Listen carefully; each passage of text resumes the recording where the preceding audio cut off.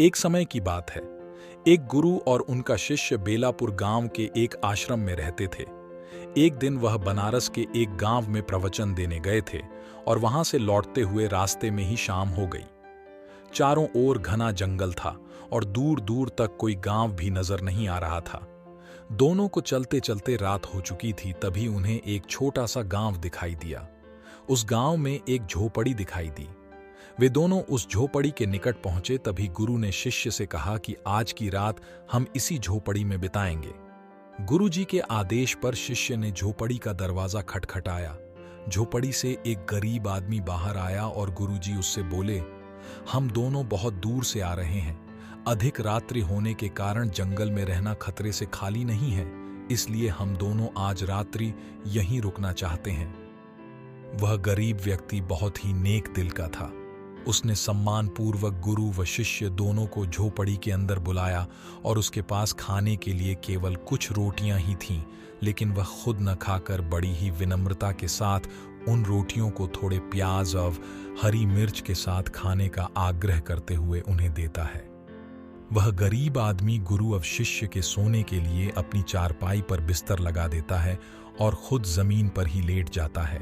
यह सब कुछ देखकर गुरु जी उस गरीब व्यक्ति से पूछते हैं, तुम्हारा जीवनयापन बड़ी ही मुश्किल से होता है, लेकिन तुम दिल के बहुत ही नेक हो। अपनी रोजी रोटी कमाने के लिए तुम क्या करते हो? उस गरीब व्यक्ति ने अपनी प्रशंसा के लिए गुरु जी को धन्यवाद देते हुए कहा, मेरे पास इस गांव में सबसे अधिक जमीन है, किंतु वह जमीन बंजर है। उस पर किसी भी प्रकार की खेती संभव नहीं है। इसलिए मैंने अपनी रोजी रोटी के लिए एक भैंस रखी है। इस भैंस का दूध और घी बेचकर मैं किसी तरह अपनी रोजी रोटी चलाता हूं। उस व्यक्ति की बात गुरुजी को अटपटी लगी, परंतु वह कुछ बोले नहीं और चुपचाप सो गए। देर रात में गुरुजी उठे और अपने शिष्य से बिना कुछ बोले चलने के लिए इशारा किया। दोनों गरीब व्यक्ति को बिना बताए घर से निकल गए और जाते जाते गुरुजी घर के बाहर बंधी उसकी भैंस को अपने साथ ले गए। शिष्य को गुरु का यह व्यवहार बिल्कुल भी अच्छा नहीं लगा और वह बोला, गुरुजी, इस गरीब व्यक्ति के पास रोजी रोटी कमाने का यही एकमात्र उपाय है और आप इसे भी ले आए। आपने उसकी नेकी का ये बदला दिया है, वह अपना जीवन यापन कैसे करेगा? अपने शिष्य की बातें सुनकर गुरुजी मुस्कुराते हुए शिष्य से बोले, आज से ठीक 10 वर्ष बाद इसी स्थान पर आकर इस व्यक्ति से दोबारा मुलाकात करना। इतना कहते हुए भोर होने से पहले ही वह दोनों भैंस के साथ ही गांव से बाहर निकल आए। गुरुजी के इस अजीब व्यवहार के कारण शिष्य इस बात को कभी नहीं भूला और बड़ी बेसब्री के साथ जैसे तैसे उसने 10 साल काटे। 10 वर्ष बीतने के पश्चात शिष्य फिर से उसी गांव गया। गांव में आकर उसे वह झोपड़ी तो कहीं नहीं दिखाई दी, बल्कि झोपड़ी के स्थान पर एक आलीशान महल जैसा घर बना हुआ दिखाई दिया। यह देखकर वह आश्चर्यचकित हो गया। अब वह यह जानना चाहता था कि उस गरीब व्यक्ति का हुआ क्या, वह जीवित है भी या नहीं। उसने उस मकान का दरवाजा खटखटाया और उसी गरीब व्यक्ति ने, जो अब बहुत ही सुंदर वस्त्र पहने हुए था, दरवाजा खोला। शिष्य ने उसे व्यक्ति को पहचान लिया और बोला, क्या आपने मुझे पहचाना? मैं वही बालक हूं जो आज से 10 वर्ष पूर्व रात्रि हो जाने के कारण अपने गुरुजी के साथ आपकी झोपड़ी में रुका था। वह व्यक्ति शिष्य की बातें सुनकर झट से उसे पहचान गया और बोला, हाँ, मुझे सब कुछ अच्छे से याद है। उसी रात आपके जाने के बाद से ही मेरी भैंस भी कहीं चली गई थी और खाने के लाले पड़ गए थे। मेरे पास और कोई रास्ता भी नहीं बचा था।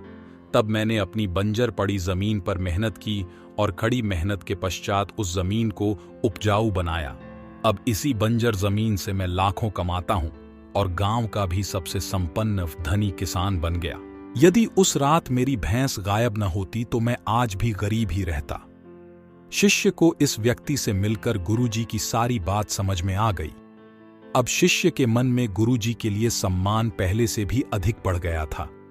दोस्तों, इस कहानी से हमें यह शिक्षा मिलती है कि जब तक हम किसी पर आश्रित रहते हैं, तब तक हम अपनी ताकत को पहचान नहीं पाते और अपने उज्जवल भविष्य के लिए जो कार्य करना चाहिए वह हमारी आंखों के सामने होते हुए भी हम उसे देख नहीं पाते।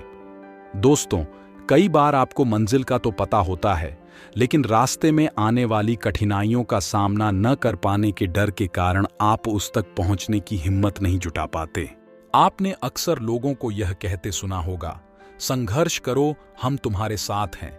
लेकिन जरा सोचो, अगर वह सच में तुम्हारे साथ होते तो क्या तुम्हें संघर्ष करने की जरूरत होती?